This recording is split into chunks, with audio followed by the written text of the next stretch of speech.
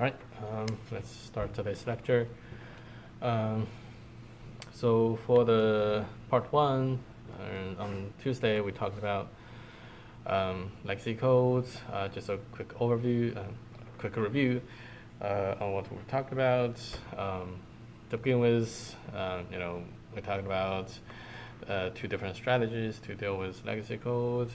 One is edit pray, which sometimes makes sense, especially when the time is limited, and then when the project is not that active.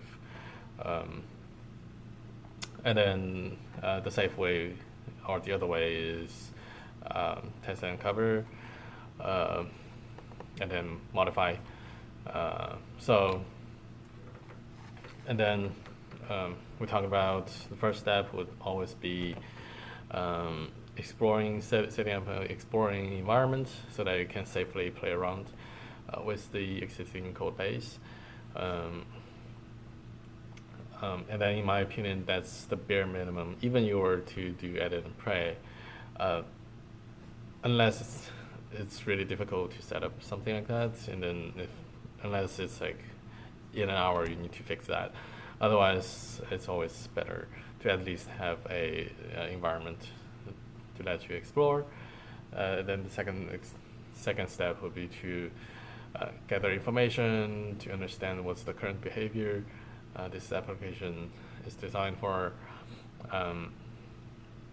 Talk to stakeholders, talk to users to understand how they use it, all kind of that. And then if there's documentation, if there's user story, there's something explaining explicitly about the feature, that would be even better. And then once that's in place, you want to cover it with tests, as many as you could, especially the ones that's relevant to the changes you're going to make. And then make the change with the test coverage. And then lastly, we talk about refactoring, which doesn't functionally change any functionality or even fix any bug. Refactoring, when we talk about refactoring, is really keep the behavior identical while improve the code quality, or improve the readability or maintainability of the code by restructuring variables, methods, file structure, stuff like that, especially following certain design patterns. And lastly, we talk about different measurements to measure code quality, or whatever you call it. And then lastly, we look at the one example of how we refactor some code. So today we'll continue that, pick up where we left off, see some more examples, and then we will get to the next part. All right, so without further ado, let's resume the video.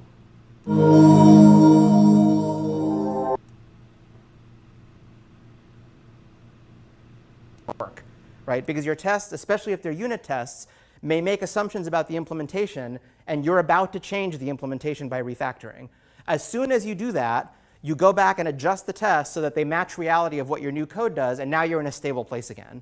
So basically, you're trying to minimize the time that your tests are read.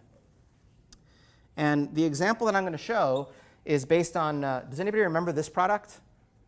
At one time, this was going to be the product that killed off the iPod. How many people actually recognize this, or even recognize the name Zune? Okay, roughly a quarter, maybe not even a quarter of the hand. So that's how successful it was at killing off the iPod.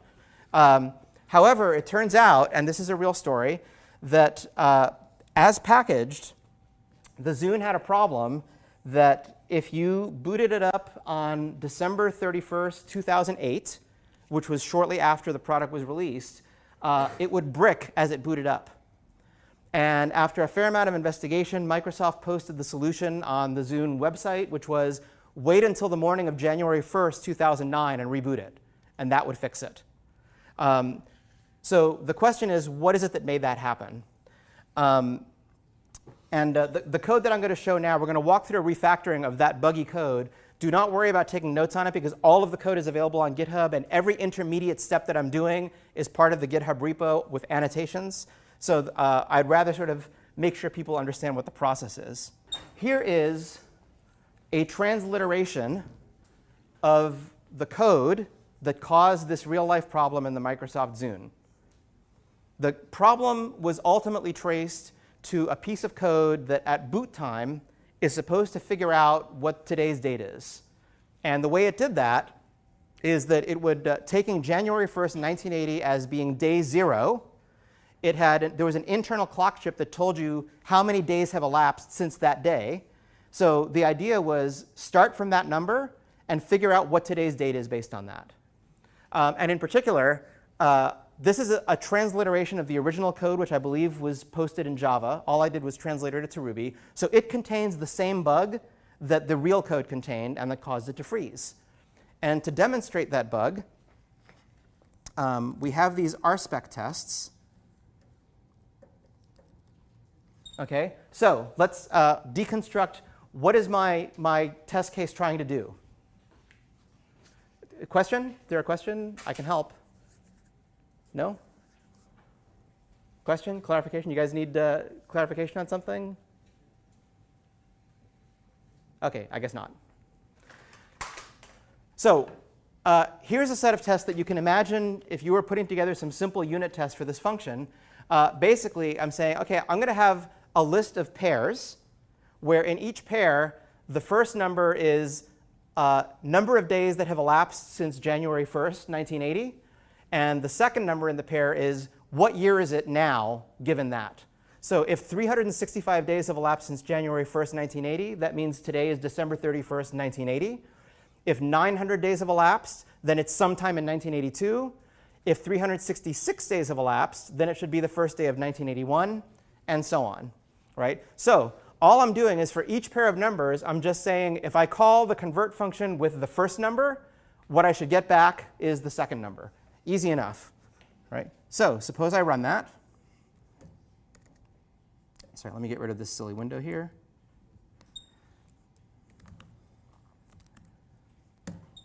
OK, I'm going to run it. So what's going on here? Well, let's see. Green test case. 365 days puts us in 1980. That worked. 900 days puts us in 1982. Looks like that one worked. What's happening with, like, why am I not seeing green or red for 366 days should put us in 1981? Because I have triggered the bug that if this were a Zune hardware device, would have just bricked it. Right? Basically, there is a condition in which not only does the function not do the right thing, but it hangs up. It goes into an infinite loop.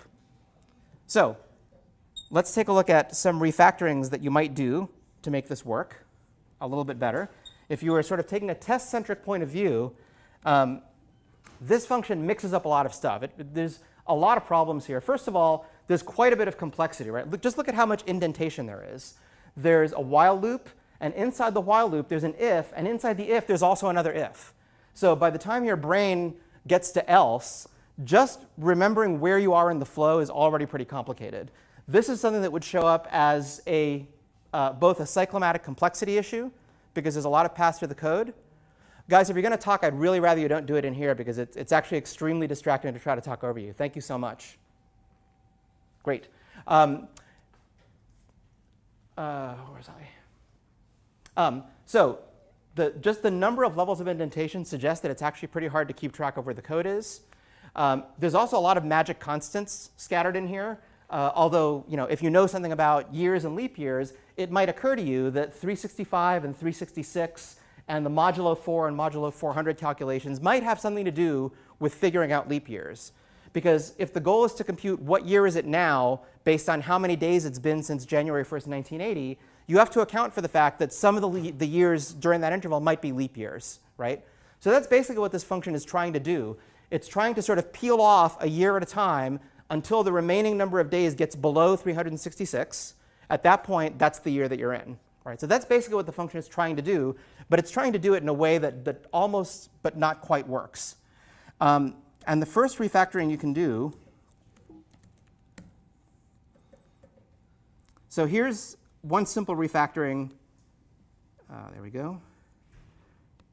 See if I can make these both, actually, let's see if I can make these both visible that way. That might be better. Cool. Get out of here.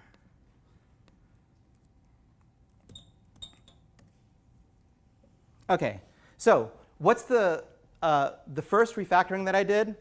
Well, I'm guessing that that first set of if statements has something to do with figuring out if the year is a leap year. And by the way, most people get the leap year calculation wrong. For those of you who care about these minutiae, if it's a multiple of 4, then it's a leap year, except that if it's a multiple of 100, which also happens to be a multiple of 4, then it's not a leap year, except that if it's a multiple of 400, then it is. Everybody get that? OK, so a leap year is every 4 years, except if it's a century, but yes, if it's a 400 century or a quadricentennial or whatever that is, right? So by that recollection, 1900 is not a leap year, but 2000 is a leap year. Figure it out. Anyway, those are the rules. So the first step was just to sort of factor out that logic, right? And that's easy enough because I just have a function leap year, and I can test that function separately, right? I can find someone who is a leap year expert, have them devise a few test cases and say, yep, that's all the logic. And I've done a little bit of simplification because now notice that I'm trying to move this top level function towards saying what is to be done, and I'm trying to move away from saying how to do it. I'm trying to move the how to do it part into helper functions. So the first method that I have extracted, as we say, is I've extracted the leap year method into its own thing. And by doing that, one immediate benefit is that I can test that method separately, right? So I have also made this thing its own class. And I'm going to use that fact later so I can make some instance variables. But for now, I just have a simple set of tests that gives the sort of 3 boundary conditions, which is every 4 years. OK, that would make this a leap year. It would mean that centuries are not leap years, but centuries are leap years if they're every 400th year. Right? So it's a really simple set of test cases, but it buys me some coverage. And I can actually run those cases. That's cool. All right, so I've got 3 passing tests that cover that 3 simple functions. But I can go a lot further with refactoring. So let's ping pong and go back to the other window here. Here's another version. So what have I done in this version? First of all, I have just accepted the fact that this date calculator, or whatever we want to call it, let's just make it a class. And one of the things when we start talking about good class design, which is later this week, a good class should have only one set of responsibilities that's very tightly coordinated around each other. So this class's responsibility is to do this calculation of converting days to what year it is. And by the way, that means that if I have a class, I can now talk about an instance of the class. So in this case, the things we're keeping track of are how many days since the initial day and what the initial year is. So I can just capture that. I can encapsulate it in an instance of date calculator. And now I can use the instance variables all over the place. So I no longer have to pass any values around. That's pretty nice. Here's my original convert function. And now look how much closer to the intent of the code I'm trying to get. Now the top level function just says, while more than 365 days remain, then if it's a leap year, I'll add a leap year. Otherwise, I'll add a regular year. Again, this says nothing about the implementation of those, right? This is just the what is to be done. And down here, we have extracted all of the methods for how to do it. In particular, leap year we already saw. We did that one over there. What does it mean to add a leap year? It means that, and here's a hint, this is where the bug arises, that if the number of days remaining is greater than 366, then we peel off that many days and we add a year. What does it mean to add a regular year? It means that we subtract the number of days in a regular year and add a year. So I'm a lot closer in the convert method that if you just read it, now it's kind of clear what it is trying to do. If we look at the tests for this refactored version, what could I test about it?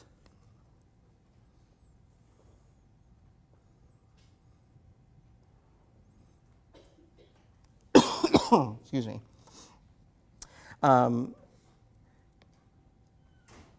So here, all I've done is change the way the tests are implemented. I'm not actually adding new tests yet. I've changed how the tests are called because I encapsulated all of these things in there into a single class. And finally,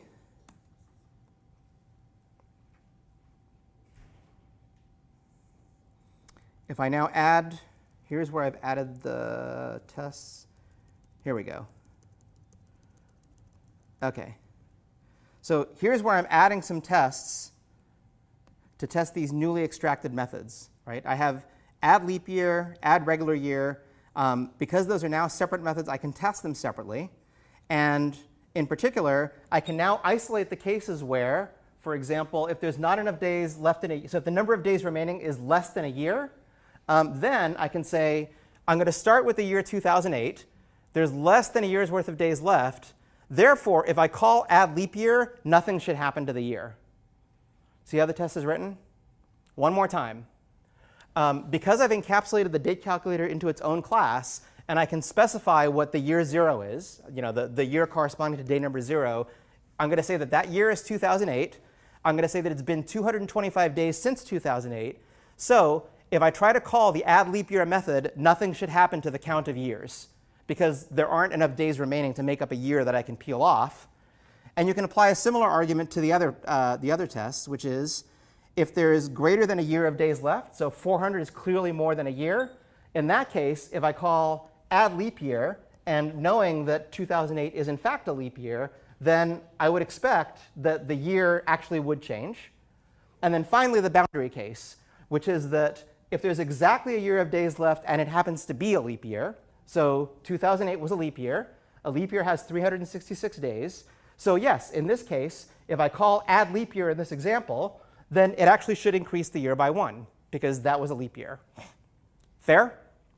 All I've done is extract the logic for what it means to peel off a year or peel off a leap year. And in individual cases, I'm isolating, does that logic do the right thing kind of at the boundaries, right, where it's exactly a leap year? So what happens if I run those specs? Let's run those. Oh, sorry.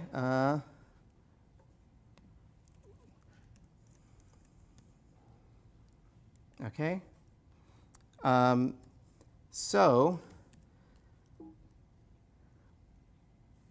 hold on. There we go.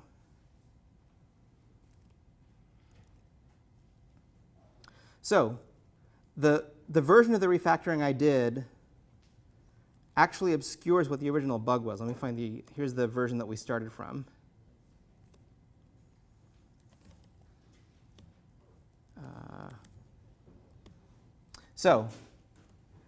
Here's the original version. The original version has, inside this inner if clause, it has d greater than 366. The add leap year function here, actually, if I was being really honest about how this worked, I would have left this as is, right? Because the add leap year function corresponds exactly, right? This code is exactly the code inside that nested if statement, right? That is just, literally, all I did is take that code and I moved it into its own function that I can test separately. So if I really copy the code, I should have copied d greater than 366. I've now changed this to match in order to illustrate the point that if I run that version, the peel off leap year function actually no longer does what it's supposed to do. In fact, it's saying that in the case where add leap year, in the case where it's a leap year and the number of days elapsed is 366, which is exactly the number of days in a leap year, then when I call the add leap year function, it actually should increment the year, and the test is now claiming that that didn't happen, right? And that's because in my extracted code, I actually replicated the bug that happened in the original code. I guess it would have been more dramatic if I had left the bug in initially, right? In this case, if I fix the bug, right? So the problem with adding leap years is that to say that it's a leap year is not to say that there are more than 366 days remaining. It's more than or equal to 366 days remaining. That's what would cause the bug to occur. So if you kind of pull out the methods one by one and test them, you can catch that pretty easily. Right? That's the difference between passing that and failing that. But in this example, when I'm testing each method individually, I can figure out exactly the point at which it makes its first mistake. Whereas in the example where, in the example where I'm just sort of calling the overall method that tries to do all the work by itself, it fails by hanging. Right? And now you can understand the reason that it fails by hanging is that in the original code, this is kind of a fence post error.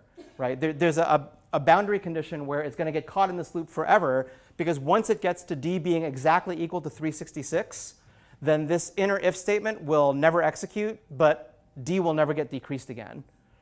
So that was the nature of the original bug. And trying to find and diagnose the bug from just a test that hangs when the whole thing is called, trying to actually exercise all of the different code paths, the nested if statements, the while loop, and stuff like that, that is a much harder testing problem than breaking out each individual little piece.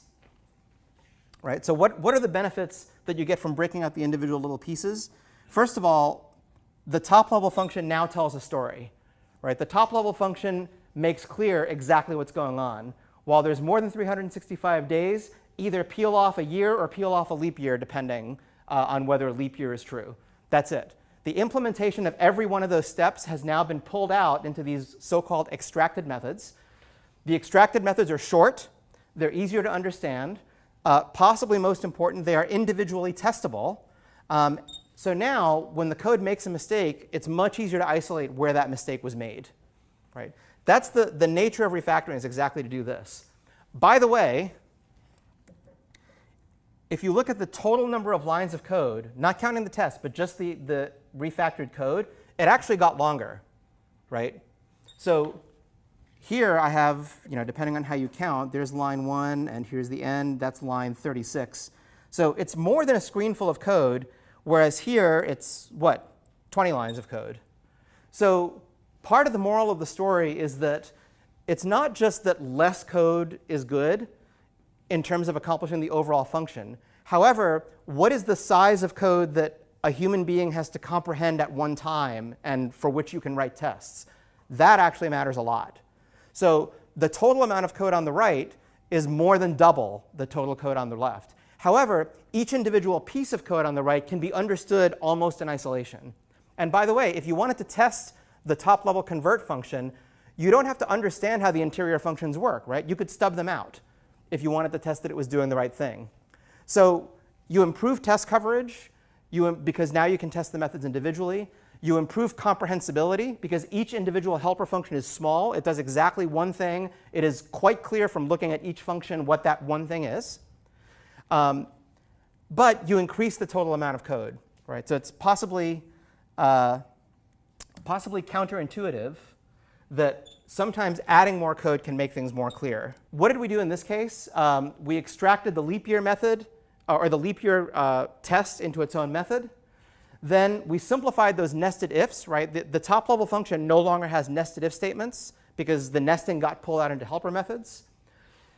The original version had variables all over the place. Those became instance variables of a class. So we're now hiding the instance variables inside the class. They're not even visible from outside. Every step of what I just did is available on GitHub, and there's like a README that actually explains the transformations that get you from each step to every subsequent step, and the tests, so you can actually reproduce the bug yourself. You can watch the test fail. You can do the thing where it hangs because you pass it one of the boundary values. But this is the general guideline of how you do this kind of refactoring. So what did we actually do in this case? We made a particular piece of code easier to read and easier to understand using some very simple refactoring. One of the most common refactoring methods that you'll probably find yourself using all the time is just extracting a method. You have a lot of code. You pull out pieces of it into helpers. Then you have to figure out, OK, well, now the helper needs access to certain variables that were part of the original code. How does it get access to them?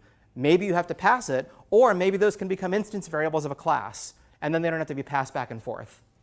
And now, by pulling it out, you have created a new point where you can test that method separately. You could argue that the bug that we just illustrated, which, like I said, was based on a real bug, if we had developed the method incrementally using TDD, things might have gone easier, right? If you actually started, suppose you started from the approach of writing just the top-level function that just said, oh, come on. If you started out from just the top-level function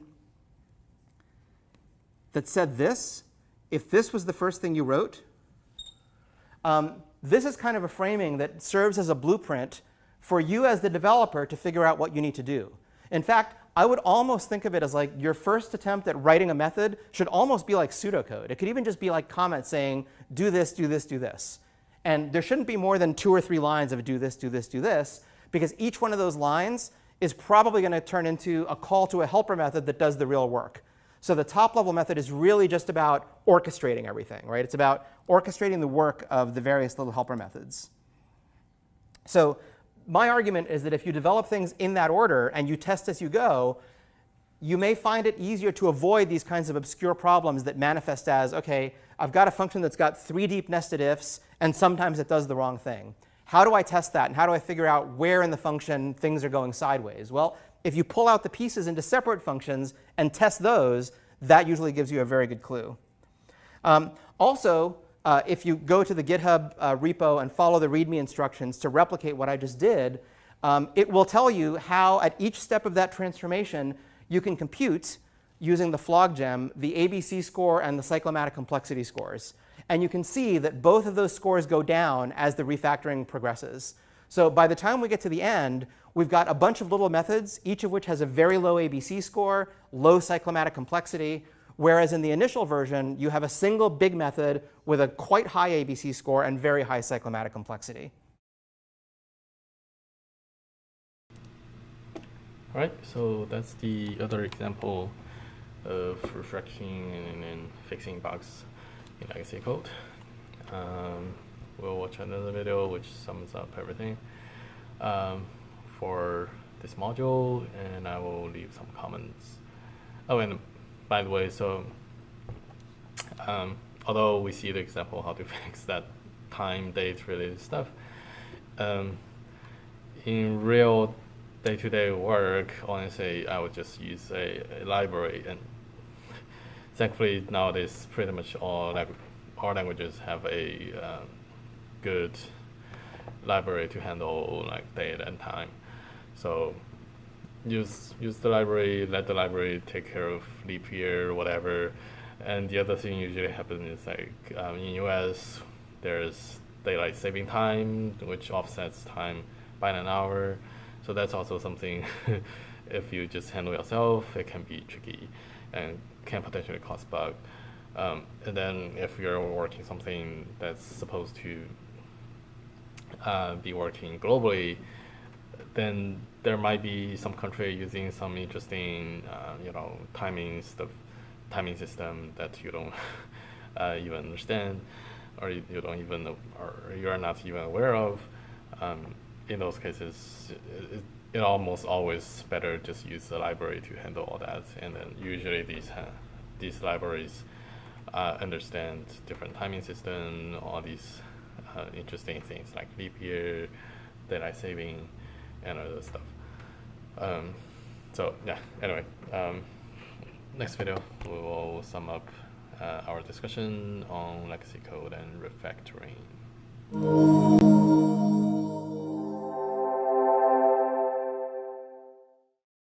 My role as the more senior member of this duo is to go over the old-fashioned way to do things, the plan and Docker perspective. So by the age of, you can hear in my voice that this is an older way to do this.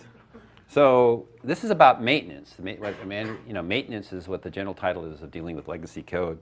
So what's the difference between these things? And one question is, well, how much do the plan and documents systems spend on maintenance versus development? Sounds like the big thing is development. Is this different in Agile?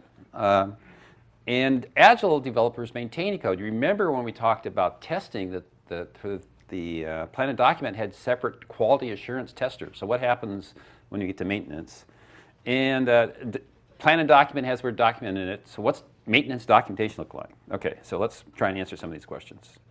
So first of all, plan and document spends only 1/3 of the costs on development. 2/3 go on to maintenance.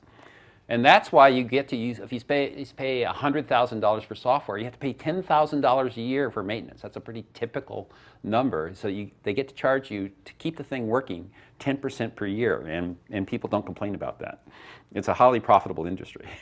So yeah, the development team is not the maintenance team. At plan and document organizations, they have a maintenance manager, maintenance software engineers. Typically, the maintenance jobs are less prestigious than the development jobs, but it's a separate group of people who take on that responsibility. But the maintenance manager is pretty much like the development manager. He or she is the boss. They do everything. They do the estimates so that if we're going to make an upgrade of the system, they're supposed to figure out, come up with a schedule, how much it's going to cost, evaluate and overcome risks, just like the just like the development manager. Recruits the maintenance team, evaluates performance, which sets salaries, and documents the maintenance plan. And there's even an IEEE standard on how to do the documentation just for the maintenance part. And this person gets blamed if the improvements in the evolution of the software that's out there working, if it takes a lot long time, this person's responsible for them. So the differences here is, so there's 3 main differences between the development and maintenance thing. First of all, the development people are starting off, if it's a new program, with fresh code. But for maintenance, there's working code in the field that they can't break. And they're working, for the development thing, they've got a specification that they're meeting and that maybe they talked to the customer originally, but then they deal with the specification. That's not the case here with maintenance. They're collaborating with the customer, and the customer says, I would like these changes to this working code. And in the next release, I'd like you to make them. So they're working with the customer, and they're responding to change. Customers send what are called change requests. In fact, they fill out change request forms. And that these change request forms are tracked with a ticket tracking system so that you can see what happens to all those requests. So who gets, okay, they get these requests, then they just implement them, right? Nope, not that simple. At the plan and document systems, there's something called a plan and a change control board. So the board decides whether you're going to implement these requests or not. It's not up to the manager. So the manager, for the maintenance manager, estimates what the cost and time of each of these changes would be. There'll be a lot of changes requested. Then it brings in the quality assurance team, and the quality assurance team figures out the cost of testing and changing the existing tests. And then they bring in the documentation team, and the documentation says if we do this change that the customer requests, how much expensive will it be documents. And finally, there's a customer relations support group that's trying to relate just how big a deal this is for the customer. Do they really care about it a lot or not? How urgent is it? Is there a way to get around this request?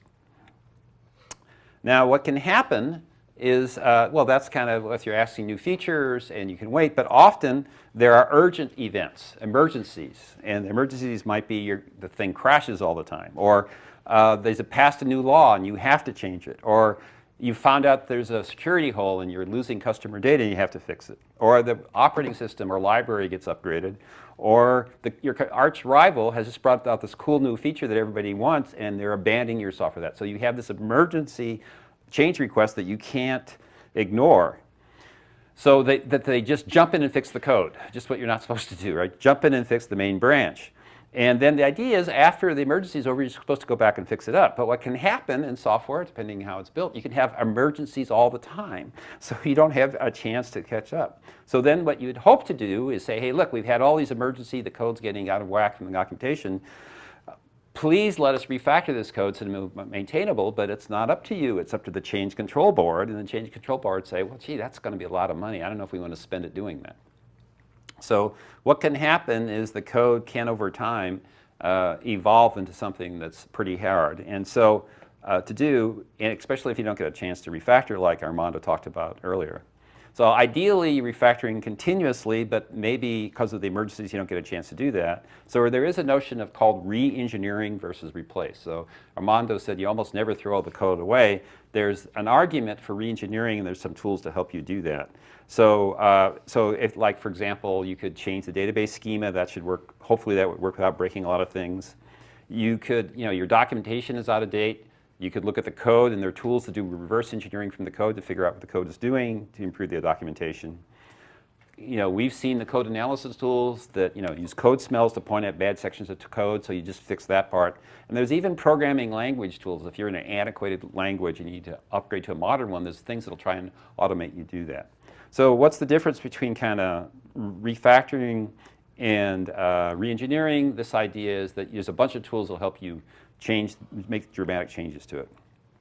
But the reason that we're doing this is to put in perspective the plan and document the Agile approaches. So what about the change requests? That's in plan and document, there's this customer fills out a change request form. There's an official document to do that. What's it like in Agile? Well, you're meeting with the customer in iteration. You agree on the 3x5 cards for this next iteration. So that's kind of the change request. How do you estimate how expensive it's going to be? That's up to the manager of the maintenance manager to figure out those costs, and we're just using the good old point system in Agile to do that. Who's going to decide what thing to do? Well, it's the change control board that's making that decide. In the Agile thing, this is working with the customer, right? The customer and you, the next iteration, decide what's high priority, and you decide what's to be done next.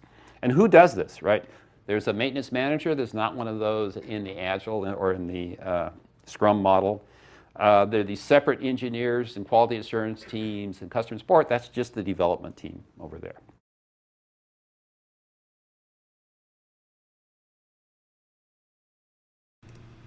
Okay, so that's all about legacy code and refactoring. So we've also now looked at the other perspective in a typical waterfall project, how the maintenance or refactoring are handled. So it's actually not too bad if let's say you're lucky and then you get a project that's well documented during development phase. Maintaining something like that, it's compared to Agile, it's maybe bad, but it's not that bad. Whereas in a unfortunate situation, you will probably sometimes hand over a project that's not only legacy but also no testing, no documentation. So like in the video, one of the responsibility for maintenance team is not to break anything or not breaking any existing features. Now imagine if a project is not documented, not tested, then there's no way for you to know if another change won't break anything. So then compared to a typical waterfall project where things are planned, documented, developed and tested, then hand over to maintenance. Compared to that,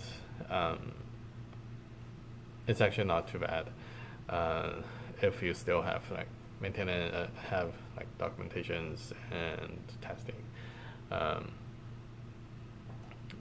But yeah, in general, that's how maintenance are handled in a waterfall project. And okay, with that, we now conclude our discussion on legacy code. So later we will have a practice session. Today, actually, we're still, the time goes by so fast, but let's see if we get time. Anyway, I will show you a demo of the assignments to get some of those practices, especially on legacy code, to get yourself started. But before we do that, I want to also go through another video series talking about project management. So last week we had a brief overview of different methodologies used for project management, and today we will discuss another subject, which is organization structure and culture. Although it's not necessarily a technical thing, but as I've mentioned many times throughout this course, going agile is not really just a technical decision.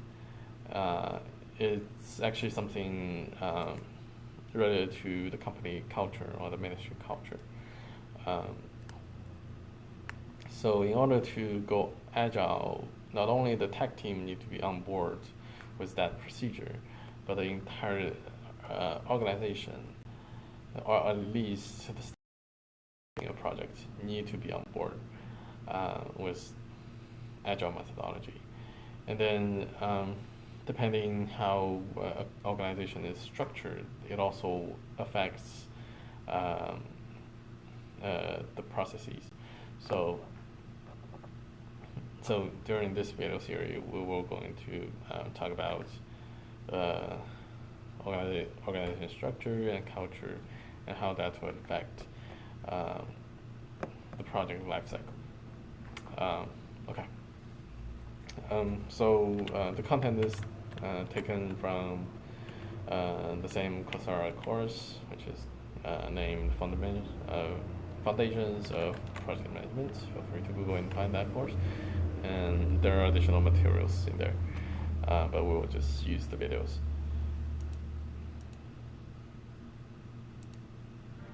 Hey there, how are you feeling so far? We're nearing the end of this course, and honestly, you've done a great job. Previously, we talked about the life cycle of a project, the task breakdown of phases, and some different methodologies you can use as a project manager to help ensure your project success.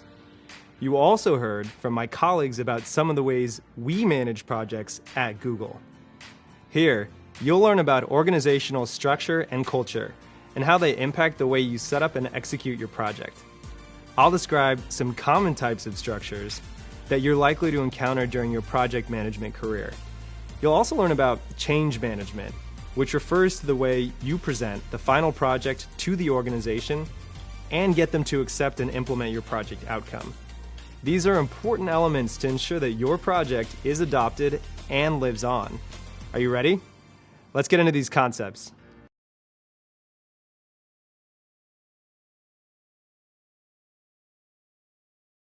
Welcome back. In this video, I'm going to talk about the concept of organizational structure and the project manager's role within a given structure. Keep in mind that your role won't be the same for every team or organization because many companies are structured differently. But this overview will serve as a foundation for wherever you work. So, what is organizational structure? Organizational structure refers to the way a company or organization is arranged or structured. This structure also tells you how job tasks are divided and coordinated, and how all the different members of the organization relate to one another. In other words, organizational structure gives you a sense of who reports to who. But organizational structure is much more than that. Understanding the different types of organizational structures can serve as a map to help you determine where you fit in, who you should communicate with, and how frequently to communicate with them. Now that we have a basic overview of the definition of organizational structure, let's look at the various organizational hierarchies that you may encounter at work. An organization's structure is most commonly mapped out using a reporting chart or org chart, which is short for organizational chart. Reporting charts show the relationship between people and groups within the organization and details who each person or group reports to. There are a few different types of organizational structures, but for this course, we're going to focus on two of the more popular ones, classic and matrix. Let's start with classic. The classic grouping includes what are usually called functional or top-down structures. The classic grouping follows a typical chain of command, where the chief executive officer, also known as CEO, and other executives are at the top, followed by directors or managers, then their direct reports, and so on. Each of these directors or managers typically oversee teams within their function of the organization, like marketing, sales, or human resources. You can see this type of structure in effect by looking at a branch of the military. Take the Army, for example. You may enter the Army as a private and report up to a sergeant, who oversees multiple people in your squad. And that sergeant ultimately reports up to a lieutenant, and so on. If your organization works in this structure, As the project manager, you might communicate regularly with your manager, the person directly above you, and also with your peers who work on the same types of projects as you. But it isn't always a straightforward top-down approach. There are other factors at play that make organizational structures a bit more complicated than we can see on paper. For instance, you may have project teams that sit across different functions. This is common in many companies, Google included, and is usually referred to as the matrix structure. You might think of a matrix structure as a grid, where you still have people above you, but you also have people in adjacent departments who expect to hear updates on your work progress. These people may not be your direct bosses, but you are responsible for communicating with them, since they may inform changes to your work. For example, at Google, we have the major functions of marketing, sales, and more, with a traditional reporting chain. But we also have programs for our products, like Google Search, where project teams consist of program managers, engineers, user experience or UX designers, and so on. And each team member reports to their own management chains. Another example is my organization. It's called Global Affairs. I have a direct manager who oversees the work I do in my core role, and who is responsible for delivering my performance reviews. But because I work with multiple people across other teams and specialties, I often get asked to manage projects where I'm informally working with lead program managers in other organizations. Similar to my own manager, I provide updates to that program manager, seek their approval, and solicit feedback on our partnership and progress. So to recap, the classic structure follows a traditional top-down system of reporting, and the matrix structure has direct higher-ups to report to and stakeholders from other departments or programs. Knowing which kind of organizational structure you're working in plays a major role in how you prepare for and carry out your project, or even in an interview. During an interview, you can ask about the type of organizational structure the company uses and where your role will fit in. This will help you and the interviewer communicate clearly about the people you will engage with daily and the expectations for the role. In the next course, you'll hear from a Googler about a third type of structure, Project Management Office, which you might see in some of the organizations where you work or interview. Enjoy. Hey again, ready to keep going?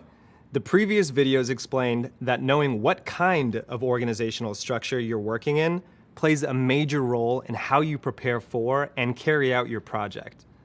An organization's structure provides the framework for accountability and communication. As the project manager, it's vital that you understand who you're reporting to on each project, and just as importantly, who the members of your team report to. Knowing the organizational structure also tells you how and where to get the resources you'll need so you can get the project done efficiently. When you understand the organization's structure, you'll be able to identify how it impacts the way you manage the project. One way organizational structure can impact the way you manage a project is by the amount of authority given to the project manager. Authority has to do with your ability to make decisions for the project that impact the organization. In some cases, you might have the authority to do things like select the vendors who provide services or goods for the project. Other times, you might have a set of vendors selected for you. Your level of authority and responsibility will vary from project to project. Another way organizational structures can impact project management is through resource availability. Managing a project is a lot easier when you know how to access the people, equipment, and budget that you need. Let's explore how different structures can affect the way you manage a project. In a classic structure, you might find yourself with less authority and a tighter scope. You may need to rely on getting approval from the appropriate managers, directors, and department heads in order to move forward and complete certain tasks. In this case, it's likely that these people are in charge of the people on your team and the resources you need. As a project manager, working in a classic structure, you may depend on the managers in your organization to approve resources. In other words, the amount of people working on your project or the budget that you have allocated to your project is decided by the leaders of your department or function. In a classic structure, you may have to go through a chain of approvals and advocate for more resources if you need them.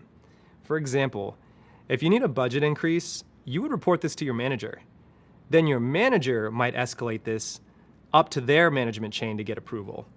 That's the classic structure, a traditional top-down arrangement of employees and authority. Now, let's explore the matrix structure.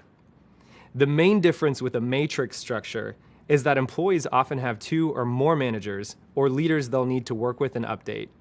Your team members will have their functional manager and you, the project manager. If members are working on multiple projects, they may have even more managers. This can affect your authority as a project manager, as you will need to cooperate with more than one leader in the organization. You may need to share resources and negotiate priorities. The key is to make sure you know who your stakeholders are and who controls what, since the chain of command isn't always as clearly defined as in the classic structure.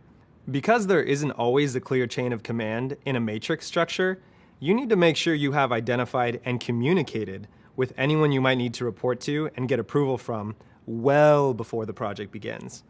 Once this is established, though, your project within a matrix structure should be able to run efficiently.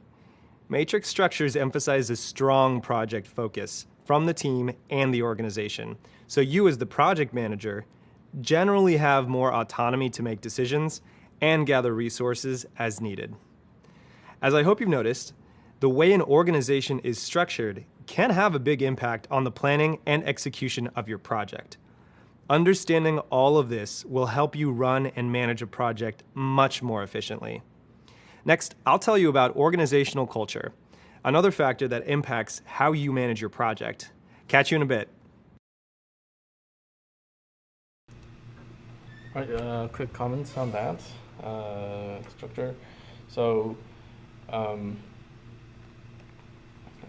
if we look at it from the engineer team perspective, right, with a more classic structure, then that's the principal engineer or CTO or however we name it that supervises the entire team, and then kind of sets the direction and then reviews all the code for every project. And then sometimes may assign multiple team members attacking the same project at the same time. But again, it usually depends on like project priority and all that. But typically, this approach, let's say the company runs multiple projects. Then in general, if you read the Mystical Mamon's book, in general, because multiple team members work on the same project, which then requires more communication overhead and which introduce other overheads. So in terms of productivity, this structure is usually just talking about the technical part. It's usually less productive if multiple people work on the same project, where they could work on separate projects.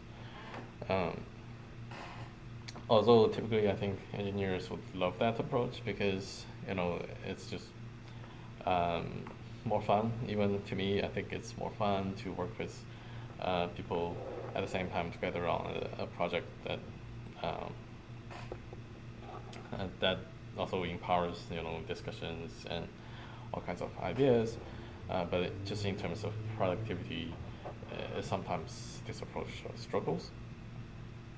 Whereas it's actually, especially when the team gets really big.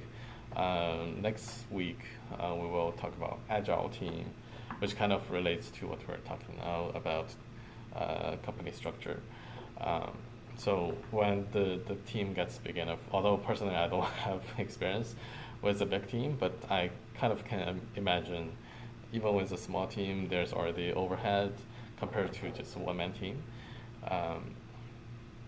So once the team gets bigger, the overhead will eventually exceed the benefit from getting from what you get from a big team. So Yeah, so anyway, that's the classic structure versus matrix structure, where kind of the team is further breaking down into project teams, and actually it kind of makes sense. And even at the moment with my team, we're kind of doing matrix structure, even though we're still a fairly small team. But just to boost up the productivity. And actually that's also kind of fits our culture in our ministries, where we set one leader or one owner for a project or for a ministry or for something that takes ownership of that part of the thing. Same idea here with matrix. Each project or each component has a small team attacking that. Although then that person will need to report both to the project manager and the department head. But in my opinion, even with a small team, as long as you have enough projects to separate the tasks, it always makes more sense to do it that way. But again, that's my opinion. Feel free to test it out, different approaches if you get a chance, and you can come up with your own decision. Anyways, so that's matrix structure, and I think it's actually helpful even for developers, engineer, to think about things that way, because what I see often is developers or engineers just focus on the technical part. I'm not saying like we should not focus on, we should still focus on that, but and then get more specialized in that. But at the same time, there are sometimes problems or issues that would be better off addressed outside of like the technical zone. Sometimes the problem needs to be addressed from business side, from HR side, from design side. But I think many engineers, especially for, it's okay for a person who just gets started with engineering. It's okay to just focus on what you do technically, but once you grow to a certain level, you start to need to think bigger, like as the term says, like think globally, act locally. The same thing applies to engineering. Like we need to think from the organization perspective, although we act in the technical field. So anyways, that's about different organization structures, and then that also affects technical team. And then if you get a chance to organize your technical team in different ways, I personally suggestion will always go with matrix structure, where just spread out people per project as much as possible. Although usually it's more fun to have multiple engineers working on the same project at the same time. And of course, if you get enough engineers, that's perfectly fine to have multiple engineers working on multiple projects, and then spread it out that way. All right. So anyway, so just keep that in mind, and then as we discuss, and we will discuss next week about Agile team, we can see how according to the Agile practices, how usually teams are structured. But again, sometimes you don't have the authority to organize the team according to your your decision. So sometimes you kind of have to work backward. But yeah, that's it for the team structure. Next we'll talk about a little bit more about culture. Hey again. Let's begin with 2 quick questions. What do you know about culture? And how do you define culture? When I hear the term culture, the first things that come to mind are things like languages, food, clothing, and types of dress. It's important to note that there are other, maybe less obvious, but just as impactful parts of culture, like beliefs, traditions, and customs. When we learn about someone's culture, we gain a much deeper insight and more complete picture into who they are and how they navigate the world. The same can be true for organizations. An organization's culture provides context and acts as a guide for what their people value, how they operate on a daily basis, how they relate to one another, and how they can be expected to perform. There are many ways to define organizational culture. Some definitions emphasize teamwork and innovation, while others focus on attention to detail and achievement. Entire thesis papers, workshops, and conferences are dedicated to defining and analyzing organizational culture. We only have a few minutes here, so I'll do my best to sum it up. Organizational culture is, in part, the values employees share, as well as the organization's values, mission, history, and so on. In other words, organizational culture can be thought of as the company's personality. Understanding an organization's culture will help you navigate your team more effectively toward achieving the project's goal. It also impacts the way you plan your project. You'll need to be familiar with an organization's culture so that you can minimize conflict and complete the project with as much support and harmony as possible. An organization's mission and values can provide clues to its culture.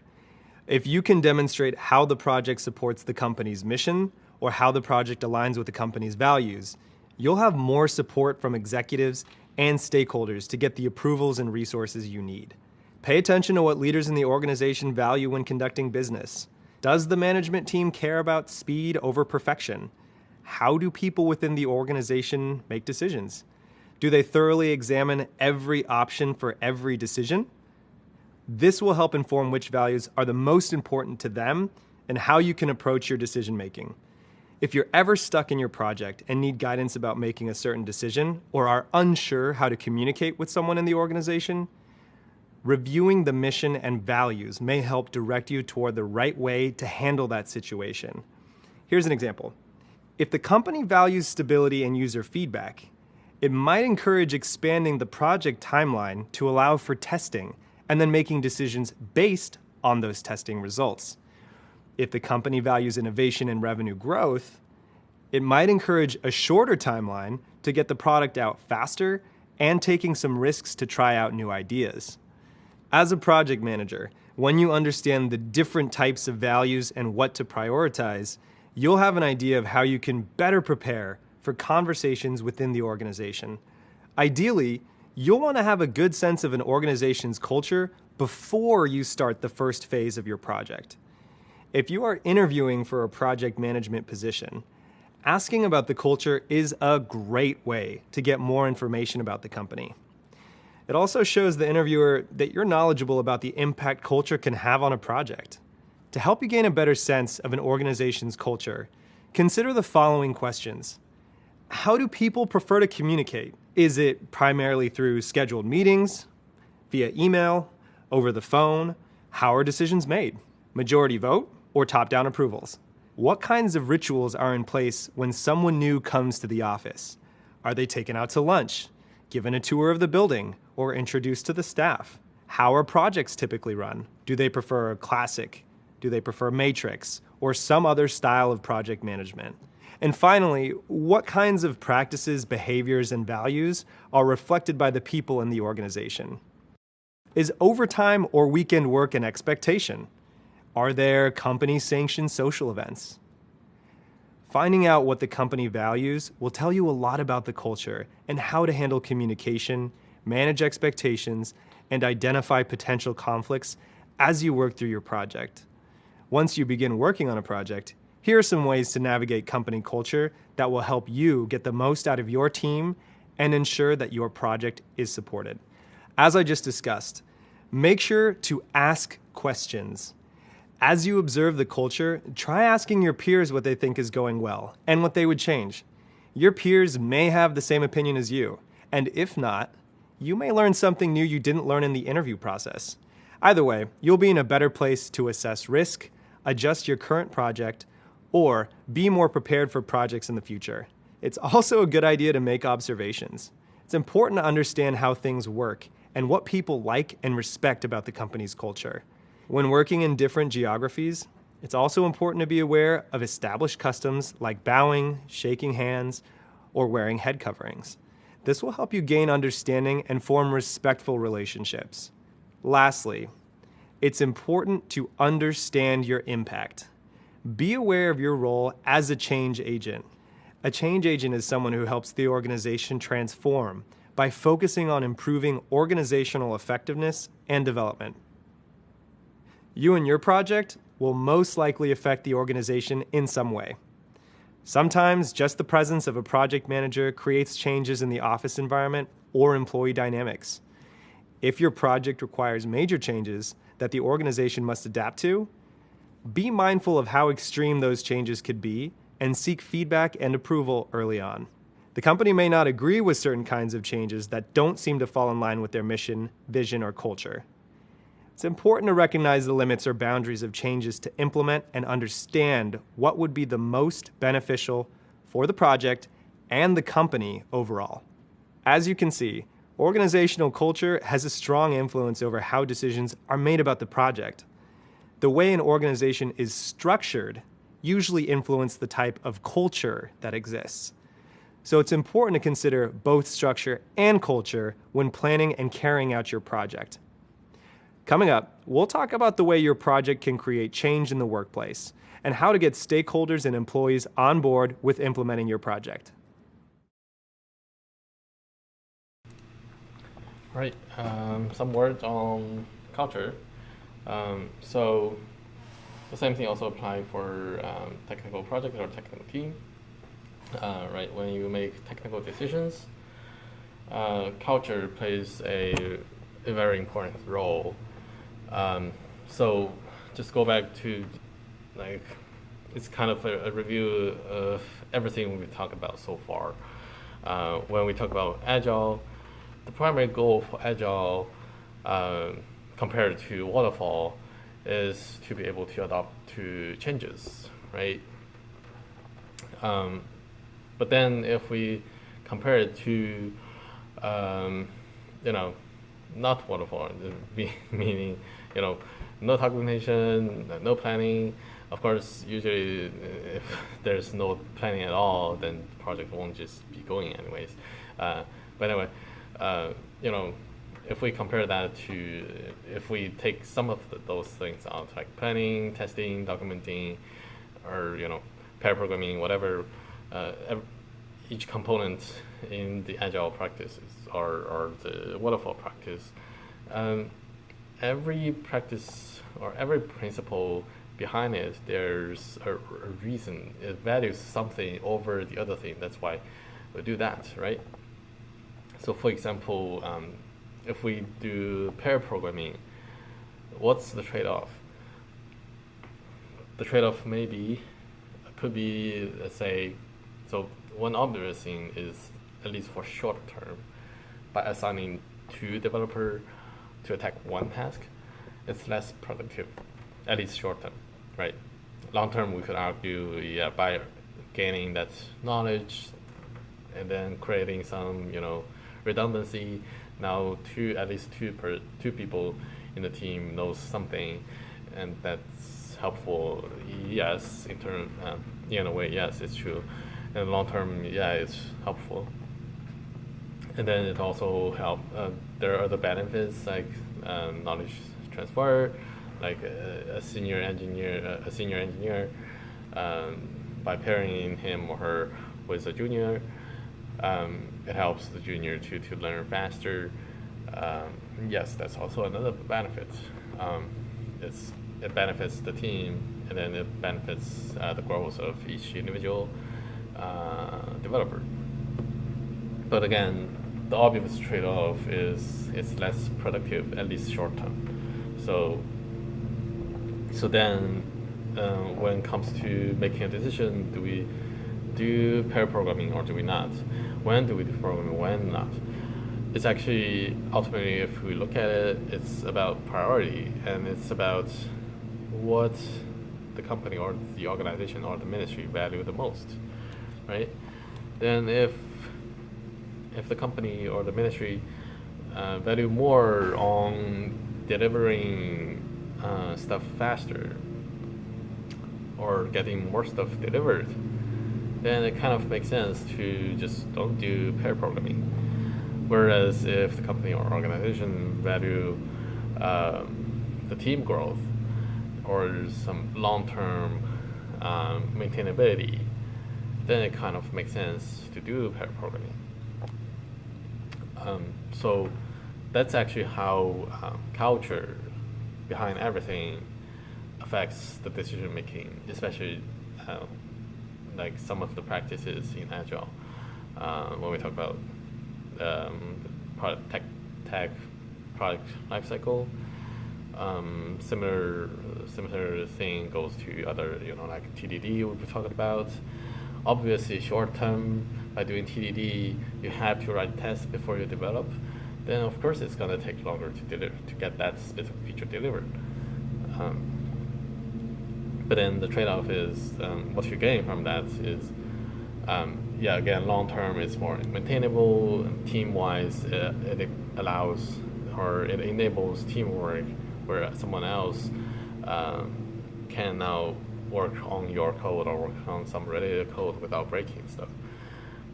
So that's another trade-off. So if we look at the Agile practice from the culture perspective, the question is really about what we value most, or what's the highest priority when it comes to making a decision like that.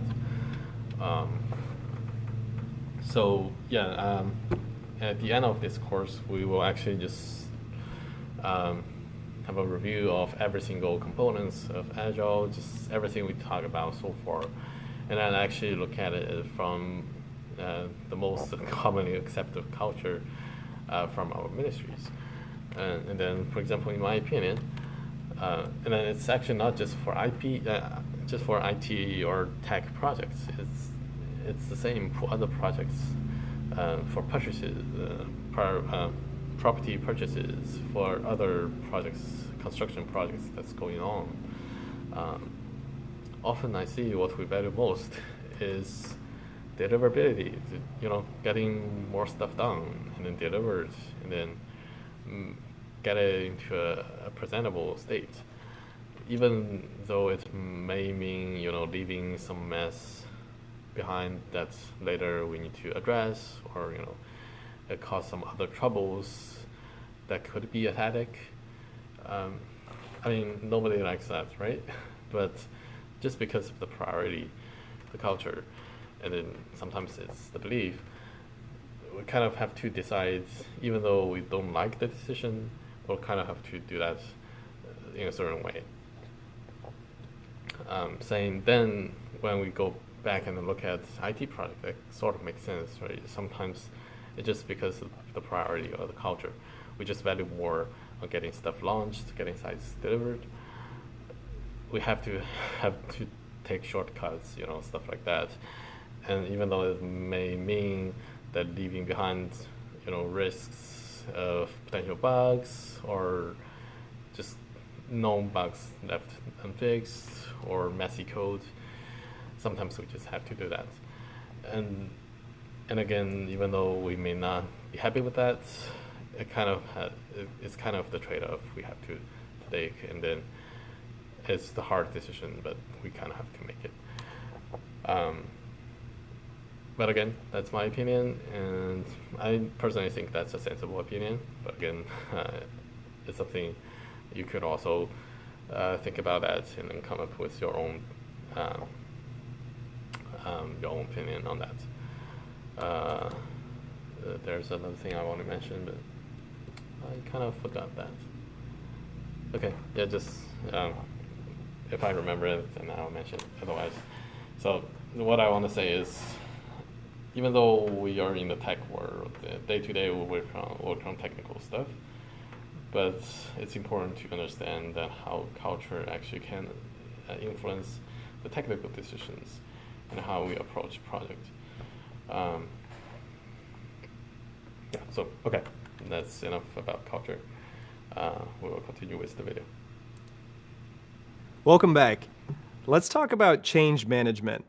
Sometimes the deliverable of a project is a new tool or new process that must be adopted by the organization. You've just learned that understanding organizational structure and culture will help you plan for and manage your project. It will also help you roll out changes from your project to an organization.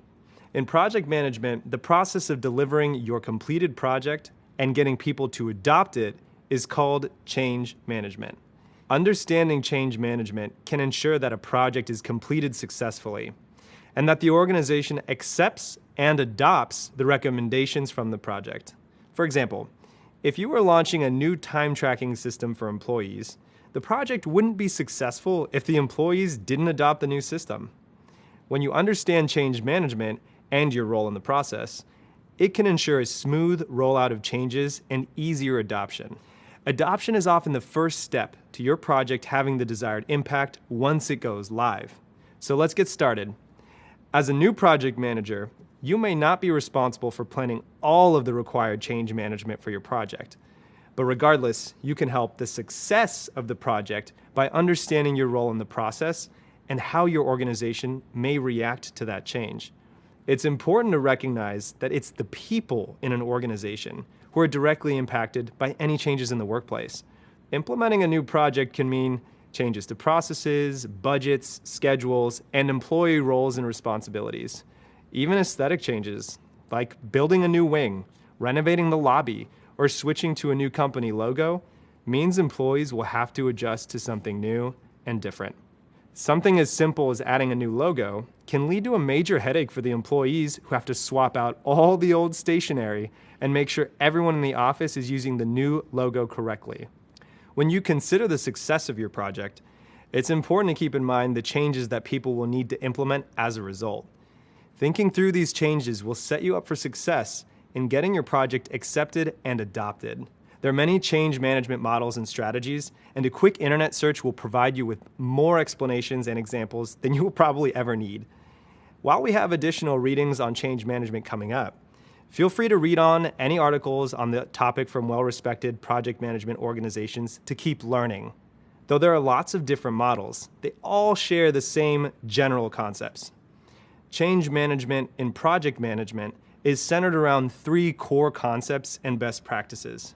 The first core concept is creating a sense of ownership and urgency around the project. Ownership means getting others to feel like they are empowered to take responsibility for the successful completion of their tasks. Urgency means getting them to understand that the project is important and to identify what actions need to be taken to move the project along. When team members feel a sense of ownership and urgency around a project, it increases interest, motivation, and engagement with the project outcome. Another core concept is to figure out the right combination of skills and personalities when selecting the people who will work on your team. Find people whose knowledge and skills complement one another. If your team is selected for you, see if you're able to choose who gets assigned which tasks. And if that's not possible, then it's extra important for you to find ways to connect with your team. This will get them excited about the project, so then they can be advocates for change when it's needed. One effective way of motivating your team is to communicate clearly your vision and approach for the project. Then you can share how you see everyone working together as a team to make it happen. Communicating this idea clearly allows others to share in your vision and take ownership in bringing it to life. The final core concept is that ever important one, effective communication. And I can't stress this enough. Communication is key. Having effective communication with your team means being transparent and upfront with your plans and ideas, and making information available. Make sure your team, along with the rest of the organization, is kept up to date on your progress. This will allow everyone to feel like they are included in part of the project. Once your project is complete, you may experience some resistance or a few roadblocks. Remember, change doesn't happen overnight, so don't give up on it yet. If you do get some pushback, you can move the process along by helping folks adjust, rewarding their efforts, and reminding them of the overall value the project is providing long term. Understanding the change process can help you determine how you can support a successful response to your project.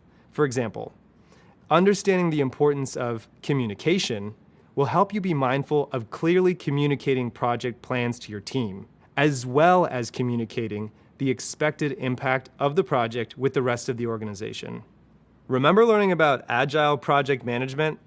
Well, since it's a popular methodology that you'll probably use at some point, I wanted to point out that many of the principles of Agile project management align with successful change management. How might an Agile team approach change management, you ask? Well, being receptive to change is a core value in Agile teams. So you will often find that they are in a state of evolution or are constantly adapting to change. If this seems like a lot to remember, no stress. We'll continue learning more about these concepts throughout the course. Just know, as the project manager, you can enact effective change management approaches in all of your interactions. In the next video, we'll discuss the differences between managing and participating in the process. See you soon. Hey, welcome back. In the previous video, we talked about the process of change management. Change management is actually a huge undertaking and a project in itself. As mentioned, you may not always be responsible for leading and planning the entire end-to-end change management process. Instead, you may ask a member of the project team, your manager, or another senior leader to help take on that transition. If you are participating in change management, then someone else is responsible for successfully implementing the changes. Let's say you've just completed the project of creating the new check-in system. The project is now at the point where it needs to be installed and adopted by the organization, but you don't have the formal authority or influence to enact this change. Your role as a project manager then doesn't include getting employees to use the new system. That's someone else's job. But just because you are not the one directly calling for or leading the change, there are still ways in which you can and should participate. And that's what this section is about. The process of handing off the project and the ways in which you, as the project manager who created the new system, can stay involved. Being empathetic to the challenges of change management can help you support the process in subtle ways. In this case, participating in change management might mean communicating with employees throughout the project about how the system will provide a better experience for their customers. You support the process by providing employees with information so they feel prepared to adjust to changes once the system is ready to launch.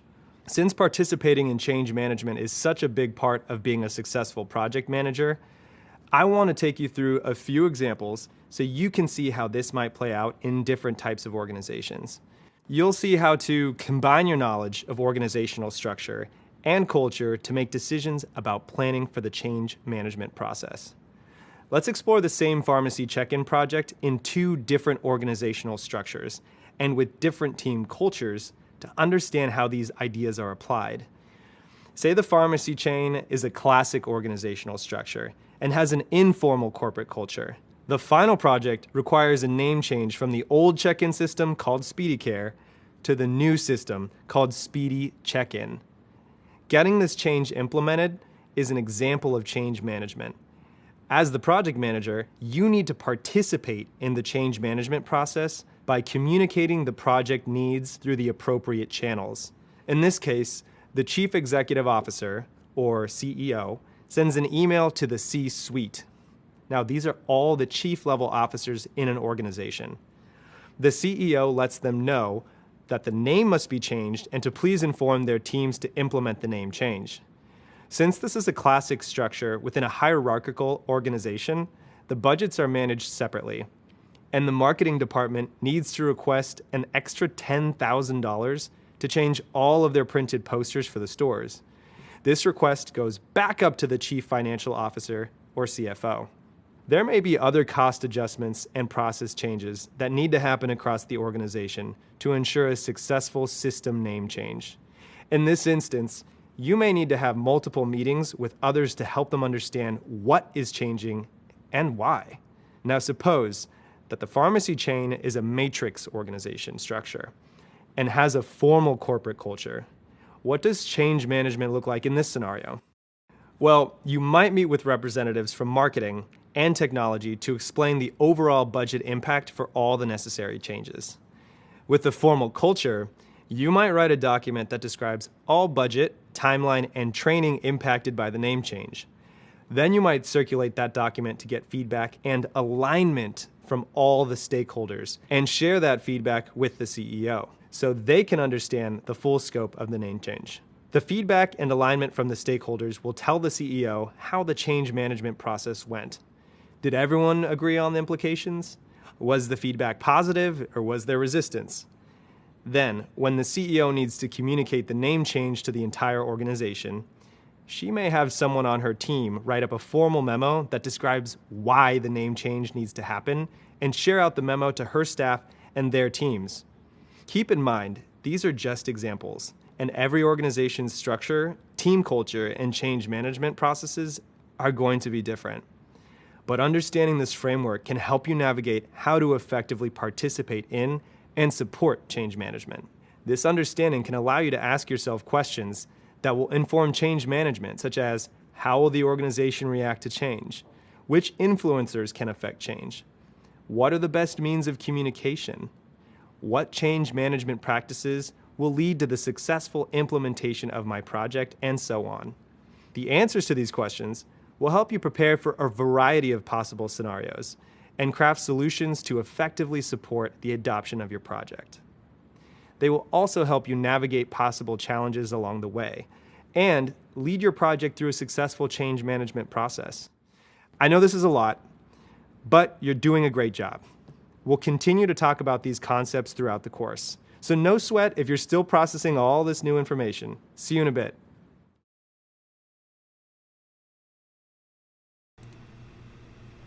All right, so that's all the videos for today. We've covered the remaining few examples of legacy code and refactoring. We've talked about the plan and documentation, or waterfall approach in terms of maintenance.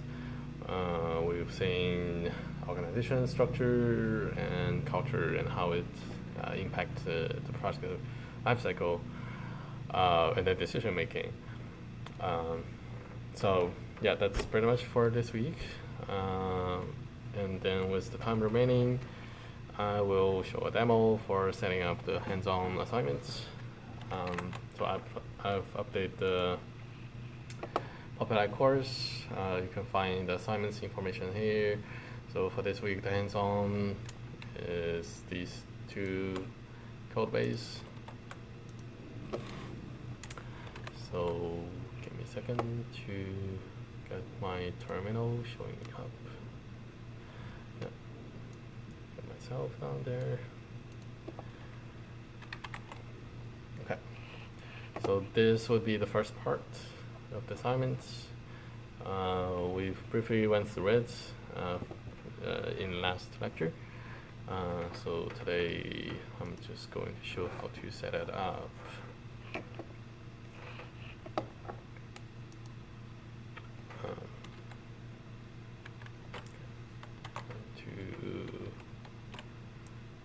That so that you can see what's going on under there. So first step to set it up is to get the legacy code up and running. So just click the next step to get it set up. Okay, to get this one down here again. So first is to get the code. Just follow this link, which is under here. So go and fork this repo.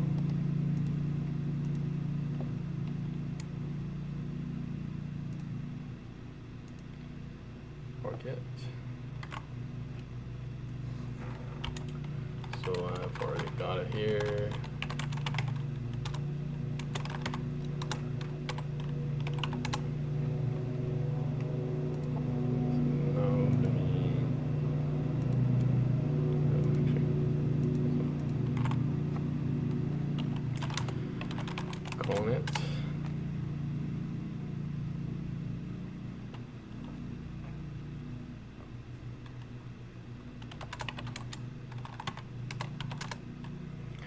So I've already installed this Ruby version.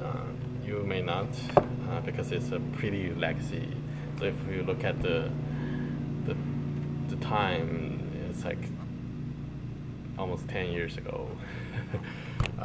So you will need to use RVM to get an old version of Ruby installed in order to get it running.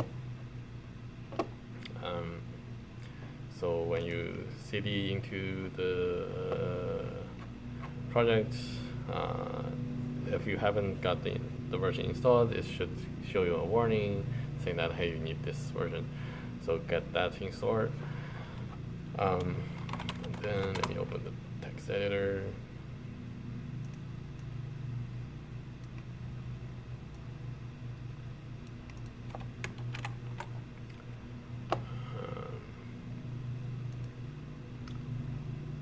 Get the window going.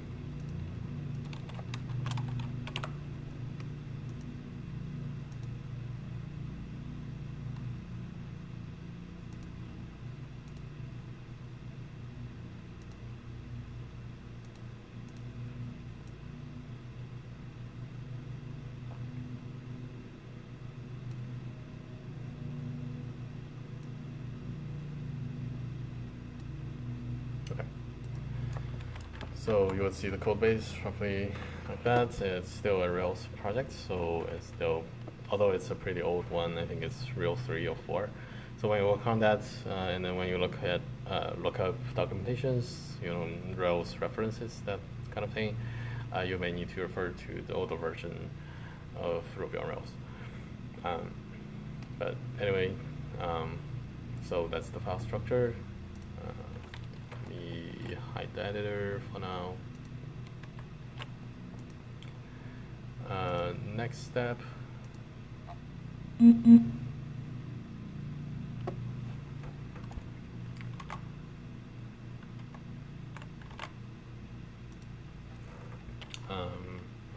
So install these dependencies if you don't have that yet.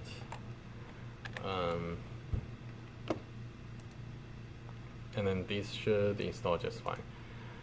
If you run into some error or whatever, let me know, and if you can just troubleshoot it yourself, that's great. Otherwise, I could see if I can help. And then run the classic bundle install to install all the dependency, the gems, which should fail because, let's see.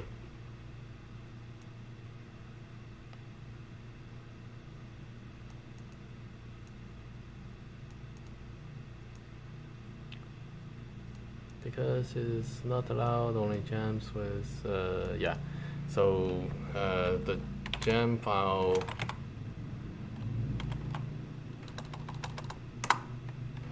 has changed a bit since then. So some of the features are no longer support, which is this one, where it says gem recaptcha, require recaptcha rails, blah blah blah blah blah. Right. So what you would do is just delete that, if I remember correctly when I test it, because now it no longer supports the branch thing. So just remove that. Actually, give me a second. Let me check the other.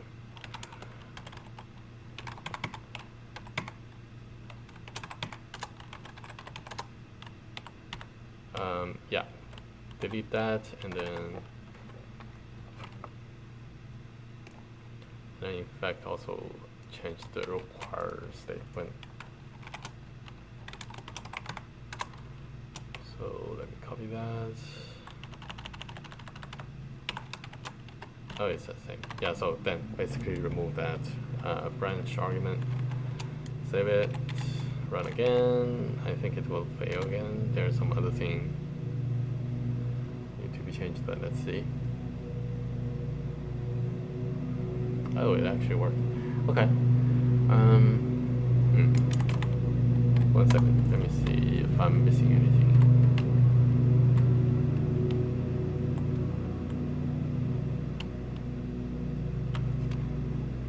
Oh, it might be another assignment. Okay, so I might remember the wrong thing. Anyways, so with that, you should be able to successfully install all the dependencies. Next, just run the DB migration. Remember to do bundle execute, otherwise it sometimes mess up the versioning.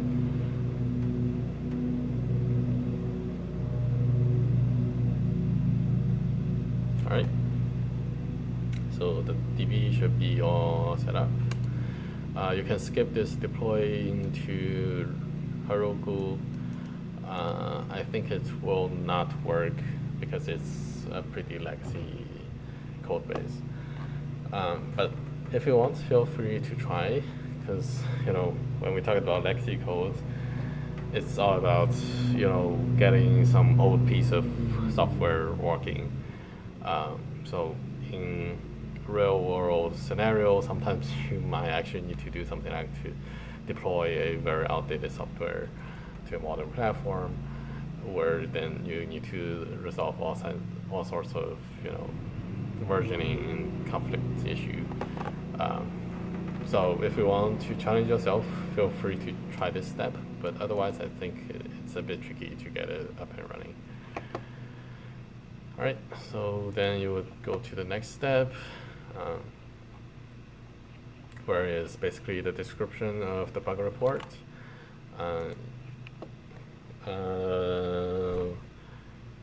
So yeah, so with the setup, you should already be able to run the service, or the development server. What else? SaaS.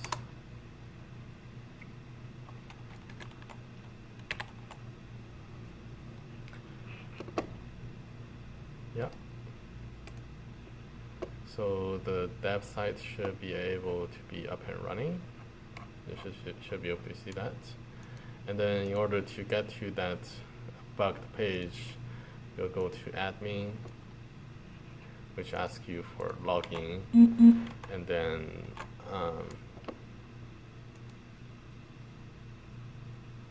let me see.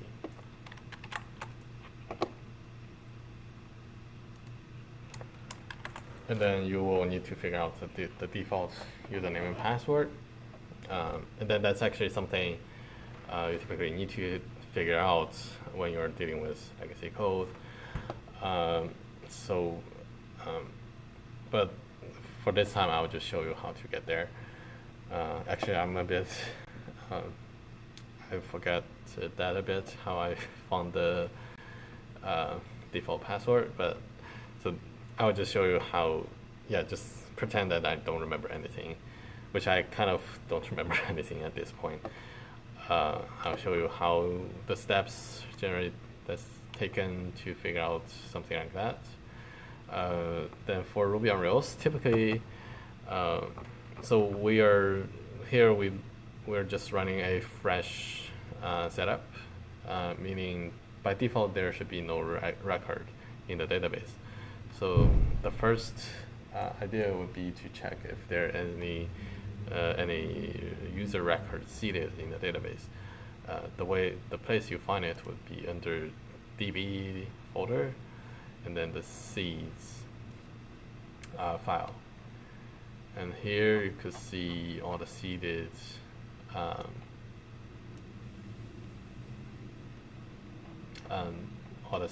data in there. And then here we could actually see where there's so here the URLs accounts. So in general, you will be expecting a model called accounts. But if we just look at here, there's nothing say account. However, what we do see is profile. And here it says admin and blah, blah, blah, all that. So then there's a good reason to first think accounts and profile are somehow connected, and then there's probably by default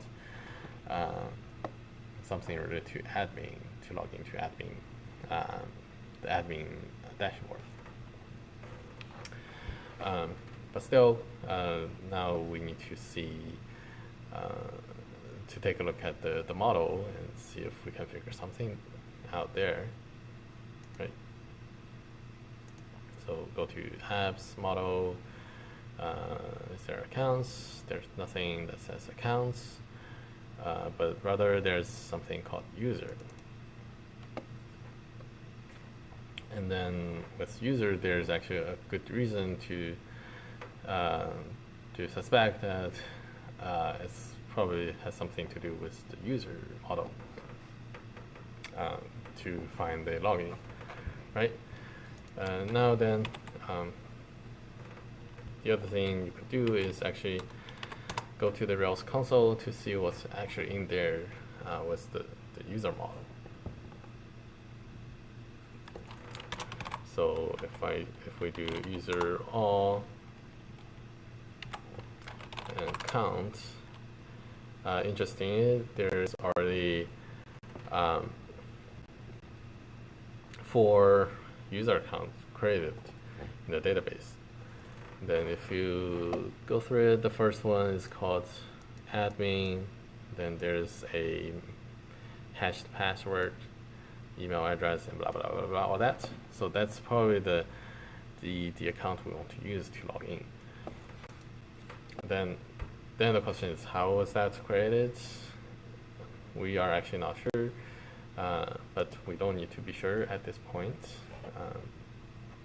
So there's nothing saying create a user in the seed file. So it must have been seeded someone else. But for now, we don't need to figure that out. And then that's another thing to aware of when you deal with legacy code. You don't really need to figure out everything. It's just not feasible. All you need to figure out is, especially when you do edit and pray, you just start from somewhere and then clearly heading to the goal. Like, if you're supposed to work on a specific feature, try to focus on that feature, especially with legacy code, because it's just infeasible to understand everything. The temptation is always to understand everything, because you may always be worried about, oh, can there be something related to this one? Could there be other bugs caused by this one? Of course, it's good, but really you can always just think about that afterward. You focus on what you need to do, and then you may take a note on what you might want to explore more, and then you can attack on those things later. Don't try to attempt doing multiple things at the same time and lose focus. That's really a easy warning. Yeah. So back here, now what we want to do is, we already know the login or the username is admin. The only thing we need to reset is figure out the password. So there are 2 ways. One way is just to reset the password and then forget about the existing password. The other way is to figure out the original password, which in most cases is going to be tricky, because if the password is implemented correctly, it should be hashed, and not only hashed but also salted, meaning it should be a one-way mapping from the real password to the password hash we see in the database. So just by seeing the hashed password, there should be technically no way to revert it to the original plain text password. Although you may again be tempted to try that, but always the easier way for getting stuff around the password is just reset the password. So now I can look at the user model, right, and try to find if there's any way or any defined method already out there to reset the password. And then here, actually let me get that bigger. Here we can clearly see there's a method called password equals, which is to set password And then the argument is new password. It kind of confirms that, okay, we're going to use this method to reset the password to a new password. So let's go ahead and do that. I'll grab the first user, which should be the admin. Yes, I have the admin user. I call this method user password equals new password. Let's give it a simple one, 1, 2, 3, 4, 5, 6, 7, and 8. No error message. Sometimes you will see an error message if there's validation, like password cannot be too short, or it has to do a combination of both numbers and characters. Then you may need to change accordingly. But for now we are good. Save it. There's an error. It doesn't really matter. It's complaining about sending email, and we're in dev environment, so we don't care about email anyways. Now ideally we already saved the change and we've got the new password. Now let's go back to execute Rails. Let's go back to the dev server.